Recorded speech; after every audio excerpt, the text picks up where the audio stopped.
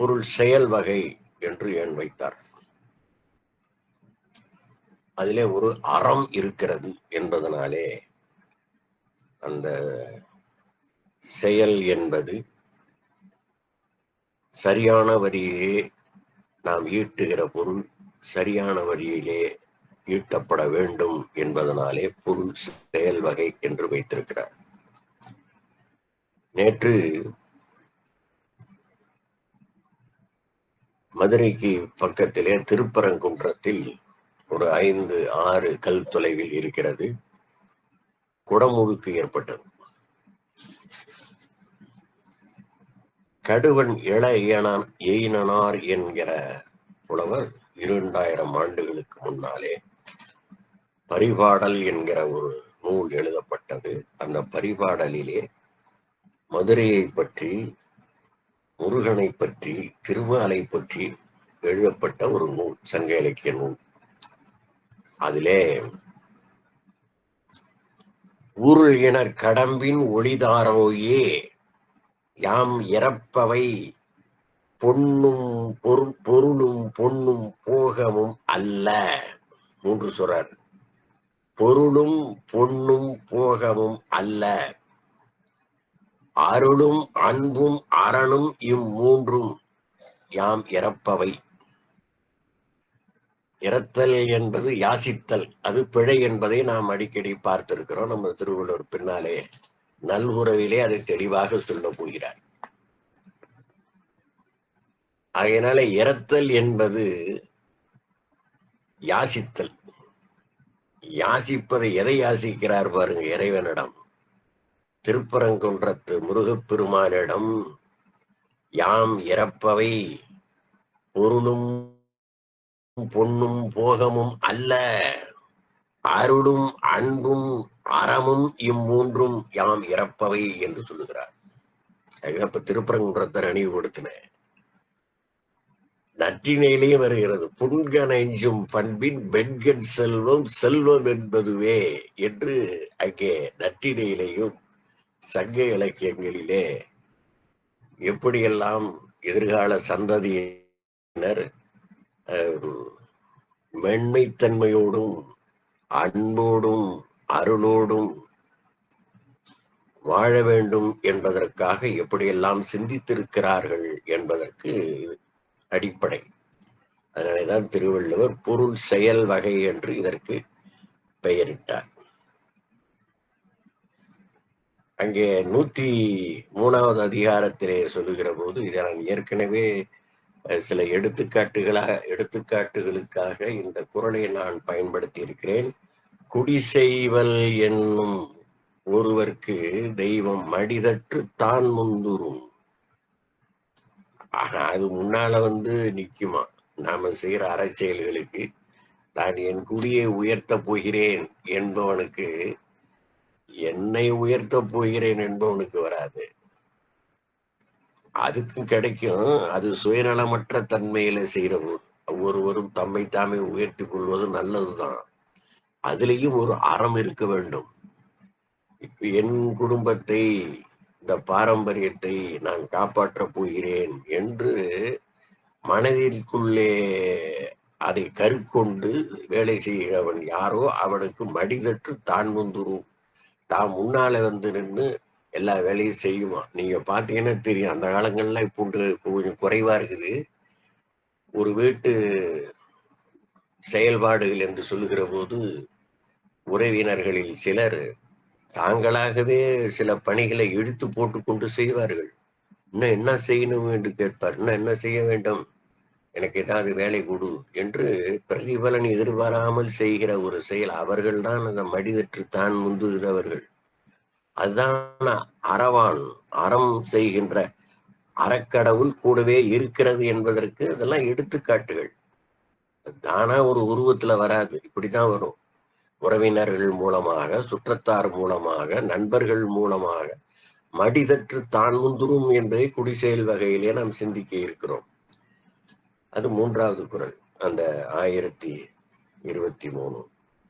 தெரிந்த எனத்தோடு தேர்ந்தெண்ணி செய்வார்க்கும் அரும்பொருள் யாதொன்றும் இல் என்பது 47வது அதிகாரம், தெரிந்து செயல் வகையில வருவது. அரும்பொருள் யாதொன்றும் தெரிந்த எனத்தோடு தேர்ந்து எண்ணி செய்வார்க்கும். அங்கே இருக்கிற விளக்கமா நிறைய பார்த்திருக்கோம். அப்புறம் 68வது அதிகாரத்துல 8வது குறள், வினையால் வினையாக்கி கூடல் நனைகவள் யானையால் யானையா தற்று. ஒரு யானையை பிடிப்பதற்கு இன்னொரு யானையை கொண்டு அதை பிடிப்பதற்கான முன்னேற்பாடுகளை செய்தல். அதுதான் அந்த பொருள் ஈட்டுகிற முறை. அதற்கு பின்னாலே தாளாட்டி தந்த பொருள் எல்லாம் தக்கார்க்கு வேளாண்மை செய்தல் பொருட்டு என்று ஒப்புரவறிதலிலும், பேரறிவாளன் திரு என்று 22வது அதிகாரத்தில் அதே ஒப்புரவறிதலிலும், அதே அதிகாரத்தில் செல்வம் நயனுடையான் கண்படின் அது பலருக்கும் பயன்படும் என்பதையும், அடுத்தது இப்படி ஒப்புரவறிதலிலே சொல்லப்பட்டதனுடைய நோக்கமெல்லாம் பொருள் செயல் வகை சரியாக அமைய வேண்டும் என்பதுதான் கருத்து. இதையெல்லாம் உணர்ந்து படித்து விடுவார்களே, ஆனால் அலுவலகங்களிலே கையூட்டு பெற மாட்டார்கள். தங்களுடைய கடமையை ஒழுங்காக செய்வார்கள். தம் கர்மம் செய்வார். யார் தவம் செய்கிறவர் உண்மையில் என்று சொன்னால், காட்டிலே இருந்து தவம் செய்கிறவர்களை விட அவரவர் கடமையை அவரவர் ஒழுங்காக செய்தால் அதுதான் தவம் என்று திருவள்ளுவர் சொல்லுகிறார். நான் இவருக்கு இந்த வேலையை செய்து கொடுத்தேன் என்று பெருமை அடித்துக் கொள்ளுகிறார்களே, அதனுடைய பயன் என்ன தெரியுமா? அது அவன் சொல்ல வேண்டும், பெற்றுக்கொண்டவன் சொல்ல வேண்டும், இவரே சொல்லக்கூடாது. அதற்காகத்தான் நீ கூலி வாங்குகிறாய். அரசு உனக்கு அவனுடைய வரிப்பணத்தில் இருந்துதான் உனக்கு கூலி தருகிறார்கள் என்பதை அவன் சரியாக உணர்ந்து கொள்வானேயானால் இந்த பிழை ஏற்படாது. அவனுக்கு நீ உதவி செய்துவிட்டு நீதான் அவனுக்கு நன்றி சொல்ல வேண்டும். உனக்கு நான் இவ்வாறு செய்வதற்கு என்னை இறைவன் படைத்தானே, இந்த தாசில்தார் பதவியில் இருந்து கொண்டு உனக்கு இந்த நல்ல செயலை செய்து கொடுப்பதற்கு இறைவன் படைத்திருக்கிறான், உன்னுடைய வரிப்பணத்தில் இருந்து எனக்கு கூலி கொடுத்திருக்கிறான் என்று இவன்தான் அவனுக்கு நன்றி சொல்ல வேண்டும். அதற்கு மாறாக அவனிடமிருந்து எவ்வளவு பறிக்கலாம். ஒரு எடுத்துக்காட்டுக்காக தாசில்தார் என்று சொல்கிறேன். அது மாதிரி ஒவ்வொரு பதவியில் இருப்பவர்களும், மேலாளராக இருப்பவர்கள், நகராட்சி, ஊராட்சி, மாநகராட்சி, மற்ற அலுவலகங்கள், அரசு அலுவலகங்கள் எதெல்லாம் இருந்தாலும் சரி, எந்த பதவியில் இருந்து இருப்பவராக இருந்தாலும் சரி, கை நீட்டினா நீ ஒழிஞ்சேன்னு அர்த்தம். குடும்பம் வீணா போயிடும்யா. அவனுக்கு புரியல. இன்னைக்கு கை அரிமானத்தை பார்த்து கொள்கிறான். பெண்கள் சரியாக இருக்க வேண்டும் வீட்டுல. வாழ்க்கை துணை நலம் என்று எதுக்கு வச்சாரு 6வது அதிகாரத்துல? அதே பொருள் புரியல பல பேத்துக்கு. அவனை சரியாக கொண்டு செலுத்துவதற்கு துணையாக நிற்பவள் தான் அந்த பெண். தகை சான்ற பெண்ணாக விளங்க வேண்டும். எப்படியெல்லாம் உருகுகிறார் திருவள்ளுவர். அதை உணர்ந்து படிக்க வேண்டும். அது உள்வாங்காமல் மேலோட்டமாக படிப்பதனால எந்த பயனும் இல்லை.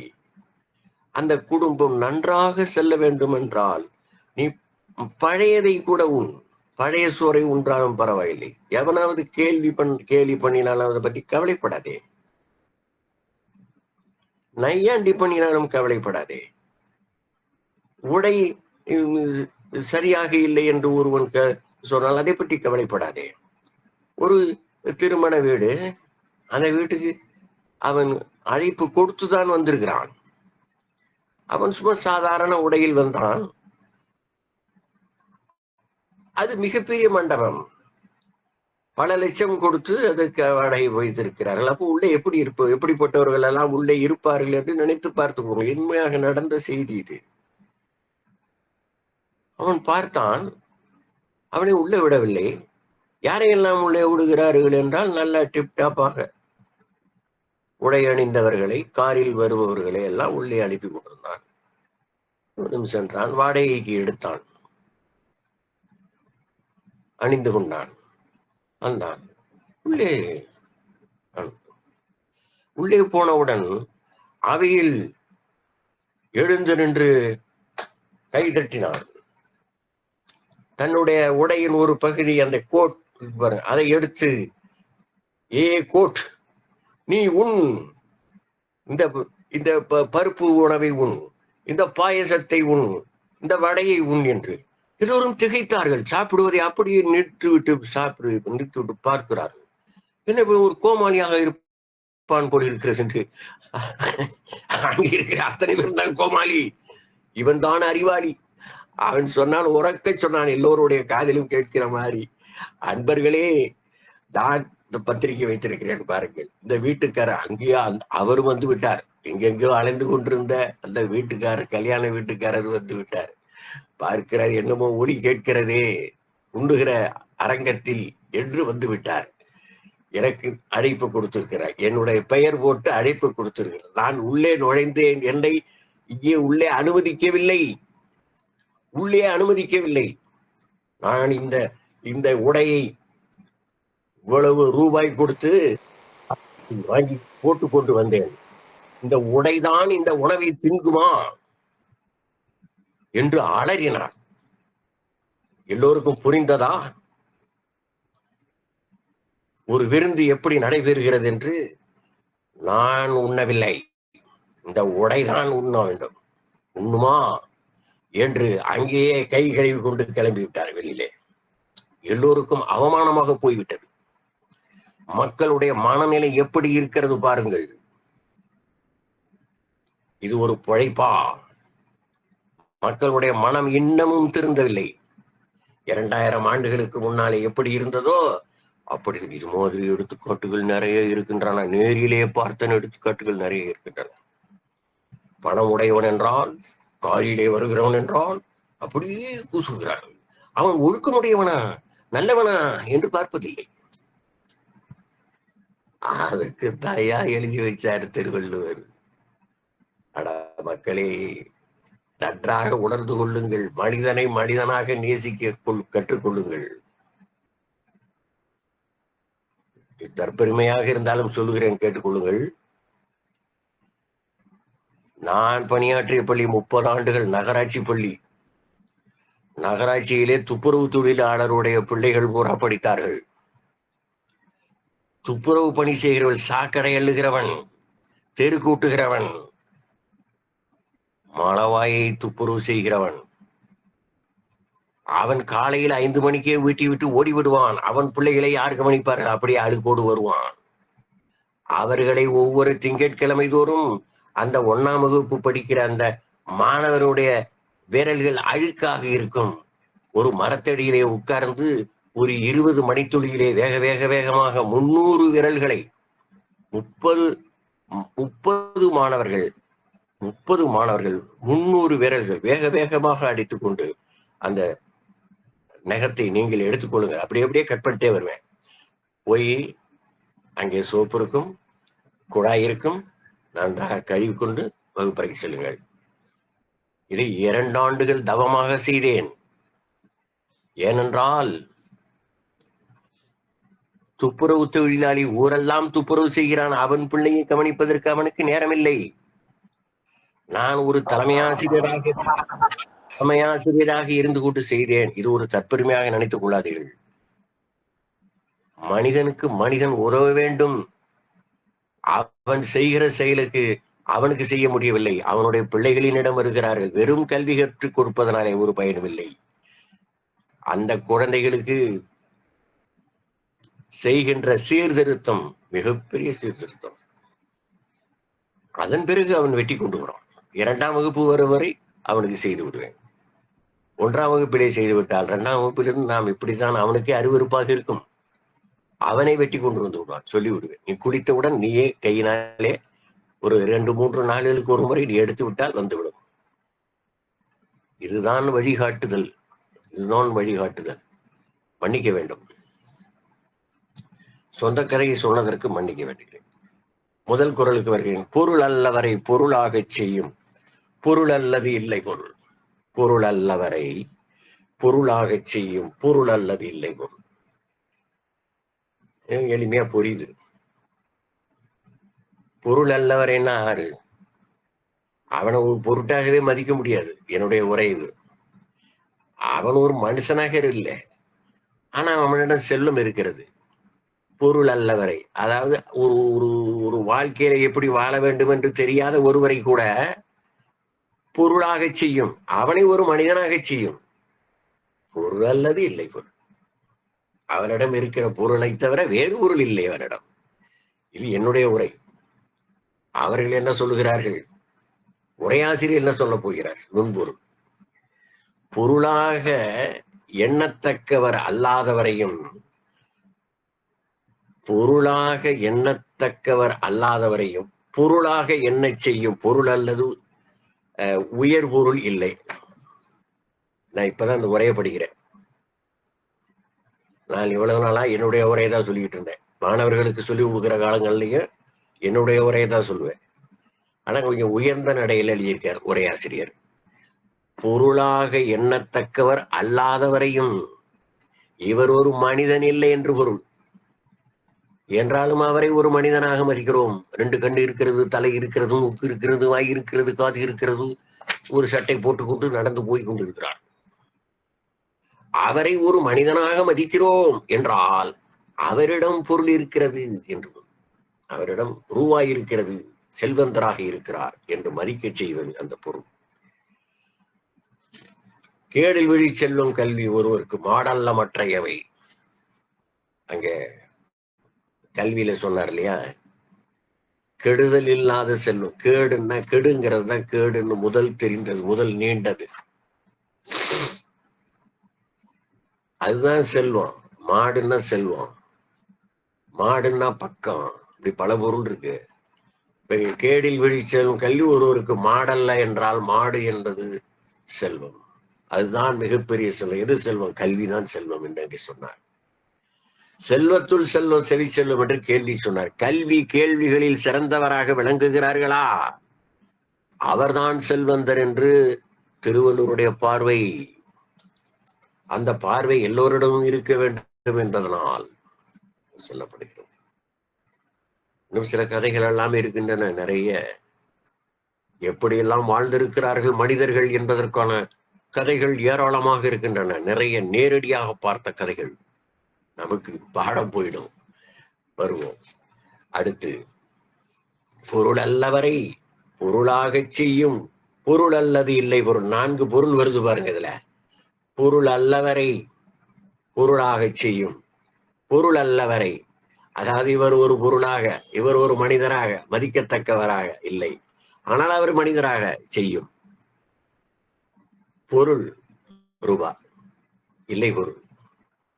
அந்த பொருள் தான் அவரை பொருளாக செய்கிறது. இது சொல் பொருள் பின்வரு நிலை அணி என்று தண்டி அலங்காரம் சொல்லும். அடுத்து 2வது முறை, இல்லாரை எல்லாரும் எள்ளுவர், செல்வரை எல்லாரும் செய்வர் சிறப்பு. இல்லாரை எல்லாரும் எள்ளுவர், செல்வரை எல்லாரும். அது கொஞ்சம் ஒரு இலக்கரமா தான் பார்ப்பாங்க. வசதி இல்லாதவனா இருந்தா அவன் எப்படி சட்டை போட்டிருக்கா, அவன் என்ன பண்றான் அப்படிங்கிறதுலாம், அவன் ஒரு எவ்வளவு பெரிய உழைப்பாளியா இருக்கான் அதெல்லாம் பார்க்க மாட்டாங்க. அவன் என்ன பார்ப்பாங்க? பகட்டா இருக்கானான்னு பார்ப்பாங்க. பகட்டா இருந்தா இவனா போய் உனக்கு சொல்லுவான். அதுதான் உலகமா இருக்கு. அதுதான் உலகம். அன்றிலிருந்து இன்று வரை பொருள் இல்லாதவரை பொருள் உடையவர் மட்டுமல்ல, அவரை போல் பொருள் இல்லாதிருப்பவரும் இழிவாக பேசுவார்கள். தொல்கா பேசுள்ளார். எளிவே எழவே அசைவே வறுமை என இவெளிவில் கொள்கை அழுகை 4 என்று அழுகை என்கிற ஒரு ஒரு ஒரு ஒரு அதாவது நகைய அழுகை உவகை என்று ஒரு நூற்பா வரும் தொல்காப்பியத்துல. அந்த ஒவ்வொன்றுக்கும் 4 பொருள்களை சொல்லுவார் தொல்காப்பியர். அதுல இங்கே அழுகை என்பதற்கு எளிவே எழவே அசைவே வறுமை என வெளிவில் கொள்கை 4 என்று சொல்லுகிறார். வறுமையை எளிமை பொருளாக மக்கள் கருதுவதை 1204வது நூற்பாவிலே இங்கே சுட்டிக்காட்டுகிறார். இல்லார் வாழ்க்கை இரவேனும் இழிவு. இரவேனும் இழிவு. இரவு என்பது வறுமை, அதை விட இழிவு என்று இங்கே சொல்லுகிறார். இரவேனும் இழிவு. இரவாவது பிச்சை எடுப்பது, உள்ளத்தில் சிறிது பிய்த்து தருவது பிச்சை. உள்ளதில் இருப்பதில் கொஞ்சம் பிச்சை கொடுக்கிறது, நீ கொஞ்சம் வச்சுக்க அப்படின்னு கொடுக்குறான் பாருங்க, அதுதான் அது பிச்சை என்று வந்தது. பிச்சு கொடுப்பதால் பிச்சை என்று வந்தது. சிதறுவது சிதறி போய் அதனை தேடி எடுக்கவும் இயலாது, கண்டுகொள்ளவும் கருது. ஆனால் எள்ளுவர் என்று சொன்னார். கல்லானே ஆனாலும் கைப்பொருள் ஒன்று உண்டாயின் எல்லாரும் சென்றங்கு எதிர்கொள்வர், இல்லானே எல்லாளும் வேண்டாள் மற்ற ஈண்டு எடுத்த தாய் வேண்டாள், செல்லாதவன் கையில் வாயில் சொல் என்று ஔவையார் நல்வழியிலே பாடியிருக்கிறார். உன்னை பெற்ற தாயும் உன்னை விரும்ப மாட்டாள், உன்னை கட்டிய மனைவியும் கூட உன்னை விரும்ப மாட்டாள். அதனால் வறுமையில் இல்லாமல் ஏதேனும் ஒன்றை தேடிக்கொள், பணத்தை தேடிக்கொள். பல்லெல்லாம் தெரிய காட்டி, பருவரல் முகத்தில் கூட்டி, சொல்லெல்லாம் சொல்லி நாட்டி, துணைக்கரம் விரித்து நீட்டி, மல்லெல்லாம் அகல ஊட்டி, மானம் என்பதனை வீட்டி, இல்லெல்லாம் இறத்தலந்தோ இழிவு இழிவு எஞ்ஞாண்டு என்று சேலோபாக்கியானத்திலே வள்ளூர் தேவராஜ பிள்ளை பாடுகிறார். உண்மையில் வள்ளூர் தேவராஜ பிள்ளை அவருடைய மாணவர். யாருடைய மாணவர்? திருசுரபுரம் விநாயக சுந்தரம் பிள்ளையுடைய மாணவர். திருசுரபுரம் விநாயக சுந்தரம் பிள்ளை தன்னுடைய மாணவர் பெயராலே ஒரு காப்பியம் எழுதினார். அதே கிசோலோபாக்கியானம். அதை நான் வேறொரு சந்தர்ப்பத்துல விரிவா சொல்றேன். அது பெரிய கதை. அது திருசுரபுரம் விநாயக சுந்தரம் பிள்ளை மாதிரி ஒரு மனிதன் இருக்க முடியாது, வள்ளூர் தேவராஜ பிள்ளை மாதிரி ஒரு மனிதன் இருக்க முடியாது. ரெண்டு பேரும் பெரிய மகானுபாவர்கள், மிகப்பெரிய மனிதர்கள், மாமனிதர்கள். அவர்களை பற்றி நான் வேறொரு சந்தர்ப்பத்திலே பார்ப்போம். இன்று வருவது கொள்ளோ நெருநலும் கொன்றது போலும் இறப்பு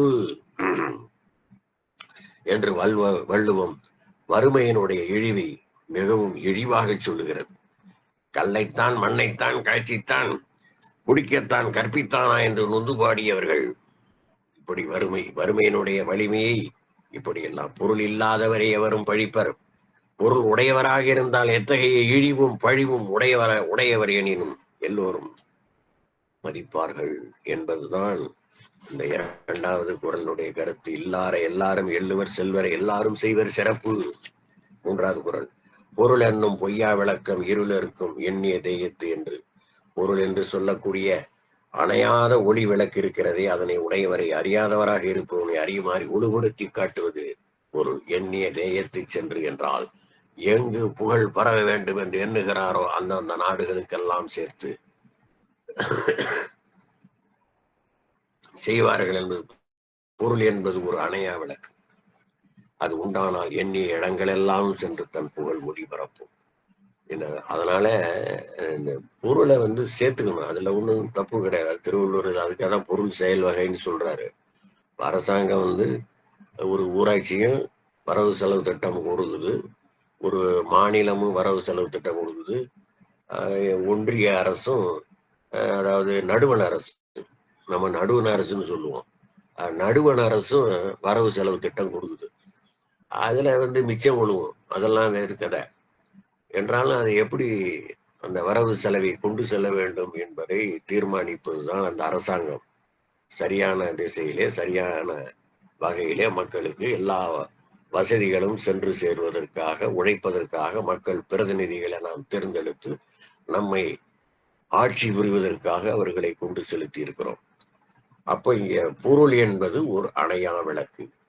பொருள் இல்லை என்றால் ஒன்றுமே கிடையாது என்று சொல்வதுதான் இந்த குறள். அது உண்டானால் எண்ணிய இடங்கள் எல்லாமும் சென்று தன் புகழ் ஒளி பரப்பும் என்பதைத்தான் இந்த பொருள் என்னும் பொய்யா விளக்கம் இருளருக்கும் எண்ணிய தேயத்து சென்று என்கிற குறள் மூலமாக நாம் அறிந்து கொள்கிறோம். அடுத்து 4, அரணியனும் இன்பமும் ஏனும் திறனறிந்து தீதின்றி வந்த பொருள். அப்படியே முத்தாய்ப்பா வச்சுக்கணும். தீதின்றி வந்த பொருள், தீது இன்றி வந்த பொருள். நமக்கு வருகிற காசு ஓசிலைதான் கிடைக்குதா? ஓசியிலே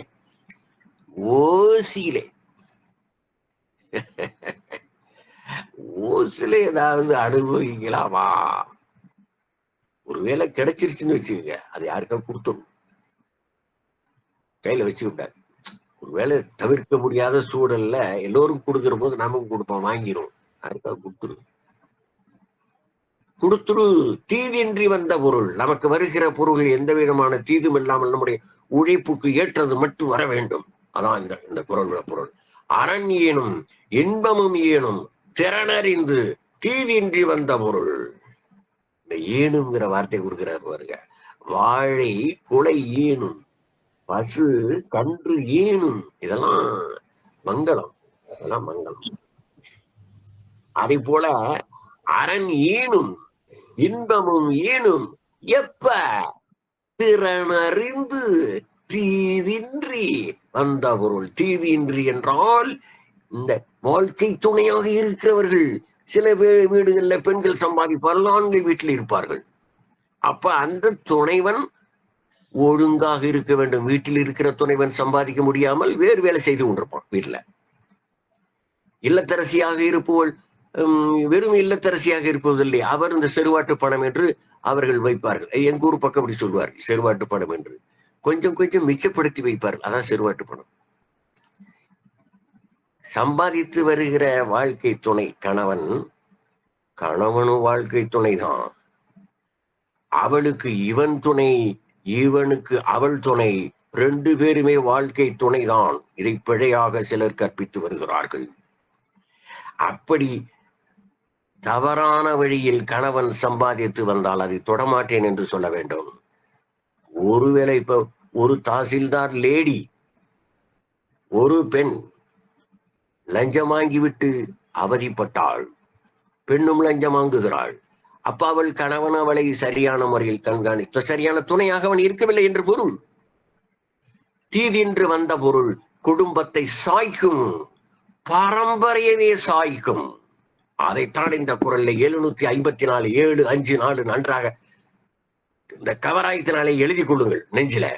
தீதின்றி வந்த பொருள், தீதியின்றி வந்த பொருள் உன்னையும் உன் குடும்பத்தையும் சாய்க்கும். நீங்க வால்மீகியை நினைப்பு வச்சுங்க. நான் அடிக்கடி இதை சொல்லிக்கொண்டே இருக்கிறேன். வால்மீகி திருடி கொண்டிருந்தான். நாரதர் வந்து அவர் என்ன சொன்னார், மீண்டும் அதை நினைவூட்டுகிறேன். நாரதர் என்ன சொன்னார், உன் வீட்டில் இது ஒரு பாவச் செயல், இந்த பாவச் செயலை உன் வீட்டில் இருப்பவர்கள் ஏற்கிறார்களா என்று கேட்டு வா என்று சொன்னான். பெற்றோரை கேட்டான், முடியாது என்று சொல்லிவிட்டார். நீ செய்கிற பாவத்திற்கு நீதான் பொறுப்பு என்று. மனைவியை கேட்டான், அவளும் அவ்வாறே சொன்னார். மக்களை கேட்டான், மக்களும் அவ்வாறே சொன்னார்கள்.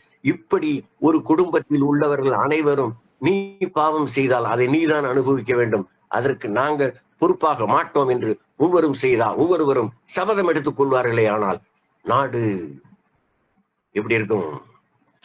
வீடு நல்லா இருந்தா நாடு நல்லா இருக்கும்.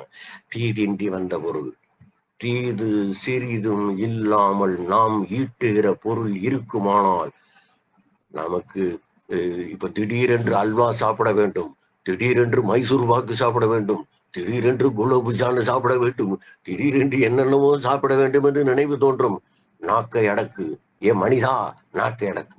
எனக்கு ஒரு பட்டு சேலை வேண்டும், அடுத்த வீட்டுக்காரி பட்டு சேலை வைத்திருக்கிறாள், பட்டு பாவாடை கட்டி இருக்கிறாள் என்று வராமல் ஆசையை அறுத்துக் கொள்ளுங்கள். ஆசை அருமீன்கள், ஆசை அருமீன்கள், ஈசனோடாயினும் ஆசை அருமீன்கள் என்ற திருமூல சொன்னதை போல உங்களுடைய ஆசையை தற்செயலாக தற்காலிகமாக நிறுத்திக் கொள்ளுங்கள். பணம் ஈட்டியதற்கு பிறகு அவற்றை எல்லாம் பெற்றுக் கொள்ளலாம். தீதின்றி வந்த பொருள் வந்தால் அவற்றை எல்லாம் அனுபவித்துக் கொள்ள முடியும் என்பதை நினைவில் கொண்டு, அரண் ஏனும் இன்பமும் ஏனும் திறனறிந்து தீதின்றி வந்த பொருள் பெறுகின்ற வருமானத்திற்கு ஏற்ப யாரெல்லாம் குடும்பத்தில் அந்த வழியிலே அவர்கள் சிறப்பாக வாழ முடியும். தீதில்லாமல் வருகிற பொருளை மட்டுமே நாம் அனுபவிக்க வேண்டும். 5வது குறள் பாருங்க, அருளோடும் அன்போடும் வாரா பொருளாக்கம் புல்லார் புரளவிடல். இது ஓசியில கிடைச்சிச்சு என்பதனால அதை அனுபவிக்கிற தன்மை இருக்கிறதே, அது புல்லார் புரளவிடல். அது புள்ளிய தன்மையுடையது என்று. அருளோடும் அன்போடும் வாரா பொருளாக்கம். எளிமையா தான் இருக்கு, ரொம்ப எளிமையா இருக்கு. அருளோடும் அன்போடும் வாரா பொருள் ஆக்கம், பொருள் பெருக்கம்.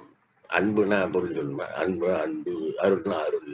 அன்போடும் அருளோடும் வாரா பொருளாக்கம், அது தீதாக வந்தது என்று பொருள். முதல் குறளுடைய தொடர்ச்சி தான் அது. புல்லார் புரளவிடல் என்று சொல்லுகிறார் இங்கே. புல்லார் புரளவிடல் 55வது குறள். 55வது குறள் பாருங்க, அருளோடும் அன்போடும் வாரா பொருளாக்கும் புல்லார் பொருள். பணத்தை பாம்புன்னு சொல்லலாம் ஒரு காலத்துல. பாம்பு. காசுன்னு சொன்ன, காசுன்னா குற்றம். காசை குற்றம் என்று சொன்னார்கள். காசு என்றால் மாசு என்றால் குற்றம் என்று. நம்ம திருவள்ளுவரே அருளோட மேல பொருட்செல்வம் பூரியாரு கண்ணு முழனார். பூரியார்னா இழிந்தவர்கள் என்று ஊர். முட்டா பசங்க கிட்ட கூட காசு இருக்கும். பூரியார் கண்ணு முள, பூரியார் இடத்தும் காசு இருக்கும். அன்போடும் அருளோடும் வாரா பொருளாக்கம் தீயது என்று புறந்தள்ளி விட வேண்டும். புல்லார் புரள விடல் என்றால் புல்லார் புரள விடல் தீயது என்று தள்ளிவிட வேண்டும். கொடுத்து யாருக்காக கொடுத்து முடியாத போது இப்ப என்ன பண்றான், கோயில்ல கொண்டு கட்டி கொண்டு போட்டுறான். ஒரு ஆள் 200 கோடி போட்டான். ஒரு நடிகர் தான் பையன் கல்யாணத்துக்கு அப்ப அவன் எத்தனை 1000 கோடி வச்சிருப்பான். 200 கோடியை கட்டா கொண்டு போட்டான் உள்ள திருப்பதி கோயில்ல. வடநாட்டு நடிகன் ஒருத்தன். அது ஒரு 10-15 ஆண்டுகளுக்கு முன்னால. ஊரையும் நீரையும் காற்றையும் மாசுபடுத்த ஆலை தொழில் செய்பவர் தாமே அறவடி நின்று பொருள் ஈட்டுவர். இவன் ஆலை தொழிலை ஏற்படுத்தி அந்த ஆலை கழிவுகளை எல்லாம் பொதுமக்கள் பயன்படுத்துகிற ஆற்றிலே அப்படித்தான் சீர்கேடு செய்தார்கள். சென்னையில கூவம் என்று ஒரு அழகான ஆறு, பச்சையப்ப முதலியார் குளித்த ஆறு என்று சொல்வார்கள். அதை பாழ்படுத்தியவர்கள் யார்? இந்த இந்திய நீதிமன்றங்கள் அவர்கள் ஏதாவது தண்டனை கொடுத்துச்சா? யாராவது பொதுநல வழக்கு போட்டார்களா? தொடக்கத்திலேயே அதை நிறுத்தினார்களா? இன்னமும் இல்லை. இன்னமும் தவறுகள் நடந்து கொண்டே இருக்கின்றன. நீர்நிலைகள் பூராவும் அழிக்கப்படுகின்றன. யாரும் கேட்பதில்லை. இதான் மக்களாட்சியினுடைய மகத்துவம். ஊரையும் நீரையும் காற்றையும் மாசுபடுத்தி தன்னுடைய ஆலை, தன்னுடைய வளர்ச்சிக்காக, தன்னுடைய குடும்பத்தின் வளர்ச்சிக்காக அந்த ஆலையில் வருகின்ற கழிவு நீர்களை பொதுமக்கள் பயன்படுத்துகிற ஆற்றிலே விட்டு நாசமாக்குகிறார்கள். புல்லார் புரள விடல் என்றார் திருவள்ளுவர். நியாயமாக உழைக்க வேண்டும் என்ற நம்மாழ்வார் இயற்கை விவசாயத்தை முன்னெடுத்தார். அதை புரிந்து கொள்வதற்கே மக்களுக்கு 30 ஆண்டுகள் ஆயின. அந்த ஒற்றை மனிதன் போராடினானே, இந்த பூமிதான இயக்கத்துக்கு வினோபா எப்படி போராடினார்? இந்த அகிம்சைக்காக மகாத்மா காந்தி எப்படி போராடினார்? இவர்களோடு தோளோடு தோல் நிற்பதற்கு உடனடியாக செய்தால்தான் அது காரியமாகும். 30 ஆண்டுகள் கண்டு புரிந்தால் அவனே இழைத்து விடுவானே. வயது மூப்பினாலே அவனும் இழைத்து விடுவான். ரத்தமெல்லாம் சுண்டி அவன் ஒழிந்ததற்கு பிறகு அதை முன்னெடுத்து செல்வதற்கு யார் அடுத்த தலைமை இருக்கிறார்கள்? இயற்கை விவசாயம் ஒழிந்ததுதானே இத்தனை நோய்கள், பெயர் தெரியாத நோய்கள் எல்லாம் வருகின்றன. இது உலகளாவியது. உலகம் பூரா இப்படிப்பட்ட ஆள்கள் இருக்கிறோம். நடுவு நிலைமை தவறாத வழக்கறிஞர். ஒரே ஒரு உதாரணம் சொல்லிட்டு அடுத்ததுக்கு போறேன். அது நேரம் போயிட்டே இருக்கு. ராஜகோபாலாச்சாரி அடிப்படையில ஒரு வழக்கறிஞர். அவர் ஒருத்தனுக்காக வாதாடினா ஜெயிச்சுட்டார். அவர் உண்மையை சொல்ல வேண்டும், உண்மையாக வாதாட வேண்டும் என்று அந்த வக்கீல் கொள்ளி சொந்த அடிப்படையிலே பிரமாணம் எடுத்துக்கொண்டார், உறுதிமொழி எடுத்துக்கொண்டார் ராஜகோபாலாச்சாரி. ஒரு பொய்யன் உண்மை போல் சொல்லி அவரை நம்ப வைத்து அவரை கழுத்தறுத்து விட்டான். அவர் வாதாடி அவனுக்கு வெற்றி கொடுத்து விட்டார். பின்னாலே தான் தெரிந்தது இவன் மகாயோக்கியன் என்று. மிகவும் வருந்தினார். ஐயோ, இப்படிப்பட்டவனுக்கு நாம் வழக்காடி வெற்றி பெற்று கொடுத்து விட்டோமே என்று அவருடைய ஆன்மா அவருடைய வாழ்நாள் முழுவதும் சகித்து கொள்ளவில்லை. அதனால் பெரும்பகுதியோர் வாதாடுவதை நிறுத்திவிட்டார். எப்படியெல்லாம் மக்கள் இருக்கிறார்கள் பாருங்கள். இதற்கென்றே கிரிமினல் வழக்கறிஞர்கள் இருக்கிறார்கள். நீ கொலை செய்து விட்டு வானாலும் உன்னை காப்பாற்றி விடுகிறேன் என்று இவரே அதுக்கு முன்னாலே வழி சொல்லி கொடுத்துருவார். இப்படி செஞ்சுட்டு வந்து என்கிட்ட வந்து சொல்லிவிடு, நான் உன்னை காப்பாத்திடுறேன். பணம் மட்டுமே பிரதானம். புல்லார் புரள விடல். உருப்படுவியா? உன் சந்ததியே உருப்படாது. அதான் புல்லார் புரளல் விடல் என்கிறார். நான் சொல்லலப்பா, திருவள்ளுவர் சொல்றாரு. புல்லார் இப்படியெல்லாம் சம்பாதித்தாயே, ஆனால் வழக்கறிஞா, கிரிமினல் வழக்கறிஞனே, புல்லார் புரள விடல். புல்லார் புறளை விடல். புல்லார் புற அருளோடு அன்போடு வாரா பொருளாக்கும் புல்லார் புறளை விடல். ஐயோ பாவடா, நீ செய்யற பாவத்தை உன் பொண்டாட்டி, உன் புள்ள குட்டி, உன் பேர புள்ள எல்லாத்துக்குமே கெடுதல் வந்துருமேடா. அடா யோக்கியா, நல்லது செய்வதற்கு நீ வழக்கறிஞருக்கு படிச்சியா, அல்லது இப்படி தப்பு செய்வதற்கே என்றே வழக்கறிஞருக்கு படித்தாயா? என்ன அக்கிரமம், என்ன அக்கிரமம்.